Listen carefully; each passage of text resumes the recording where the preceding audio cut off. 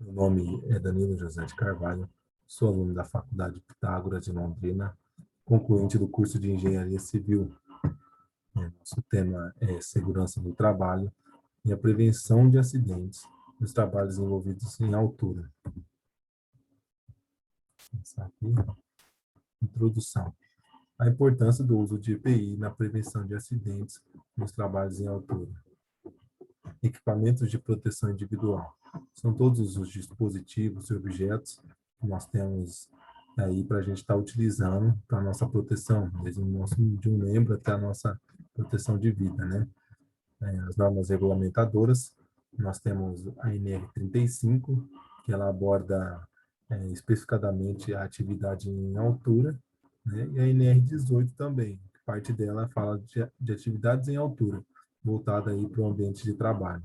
E a prevenção de acidentes, que seria atividades que a gente pode estar evitando para que a gente não fique exposto aos riscos de acidentes, né?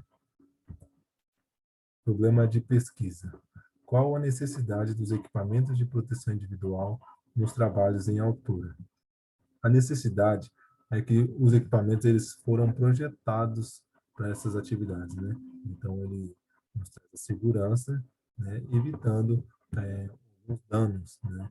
Essa é a maior necessidade do uso dos equipamentos, principalmente em atividades voltadas à altura. Objetivos.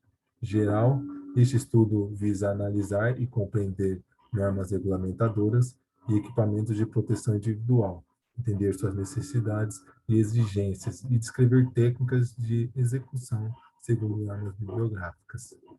Os objetivos específicos, no intuito de conscientização dos riscos de acidentes, normas vigentes para atividades que exigem trabalho em altura, prevenção, qualidade e segurança na realização dessas atividades, né? Conscientização dos riscos, muitas das vezes o empregador e o empregado não têm conscientização, desde normas e equipamentos, né?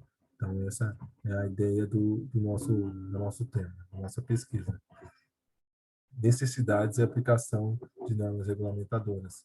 De acordo com a NR35, considera-se trabalho em altura toda atividade executada acima de 2 metros do nível inferior, onde haja risco de queda. Nessa parte, a norma ela é bem objetiva e direta, onde que acima de 2 metros, havendo risco de queda, a gente precisa estar respaldado por normas e equipamentos de proteção, né?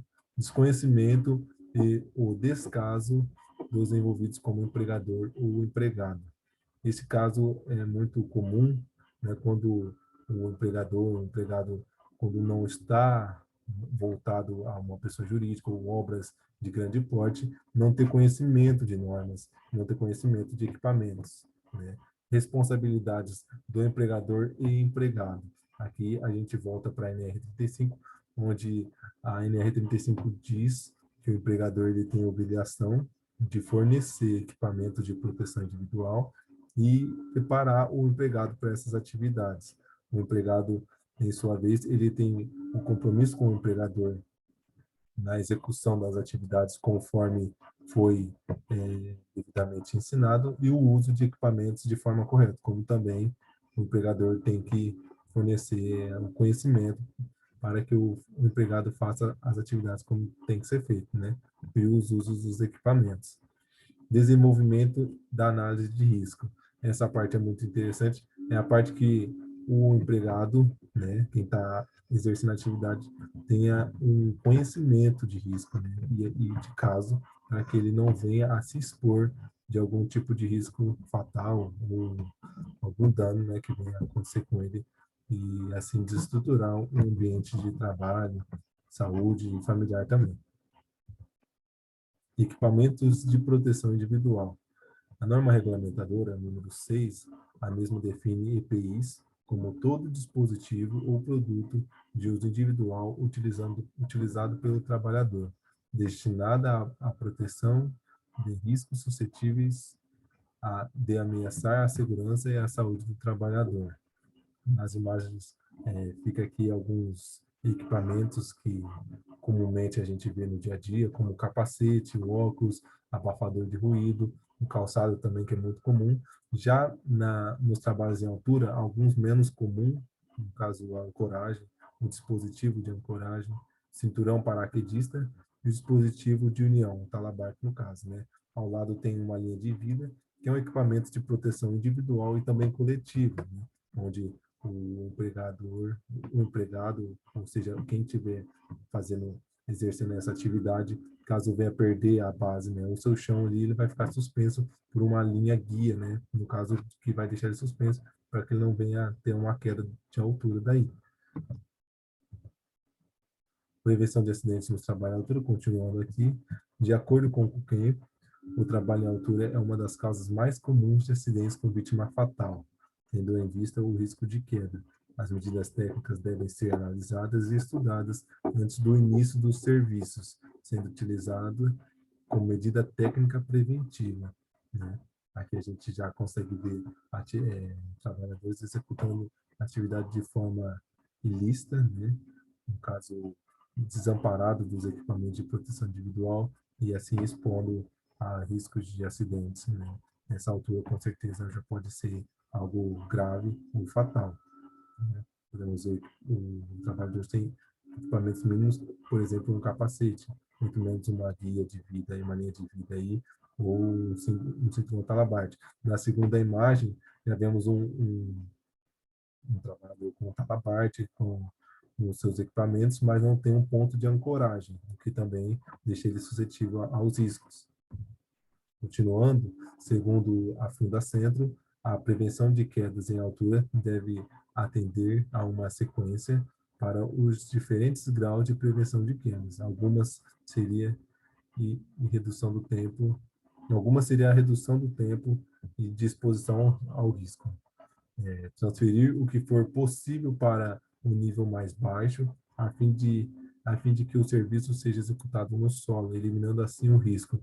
Ou seja, o que você conseguir fazer no chão, você evitar trabalhar em altura, aí, porque seus movimentos já vão ser um pouco limitados, e assim você evita uma possível queda, né?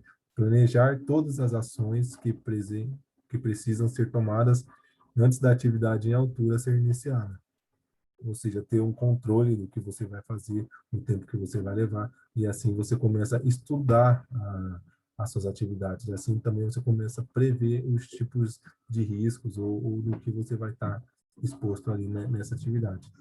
Respeitar as diretrizes apresentadas na RNR 35, específica para trabalho em altura, ou seja, você está ciente do que a NR 35 diz, né? Está amparado, conhecer sobre a NR 35 antes de estar fazendo essas atividades.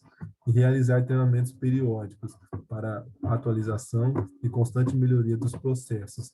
Essa parte ela é muito importante por conta do que, devidamente a gente fazendo essas atividades com uma frequência maior, a gente tem um nível de autoconfiança maior também.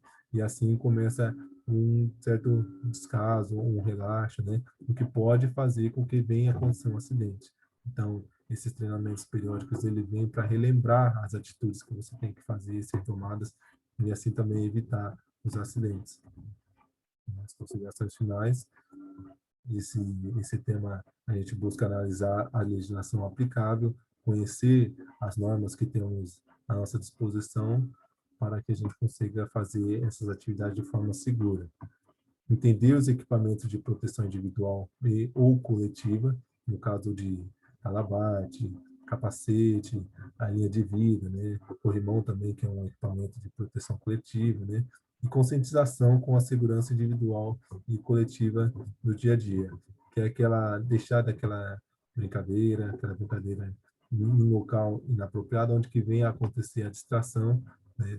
E acontecer um acidente aí. Nós temos as referências de trabalho e é isso que a gente tem a apresentar. Eu agradeço pela oportunidade de ter pesquisado esse tema e também de estar aderindo a esse conhecimento. Muito obrigado.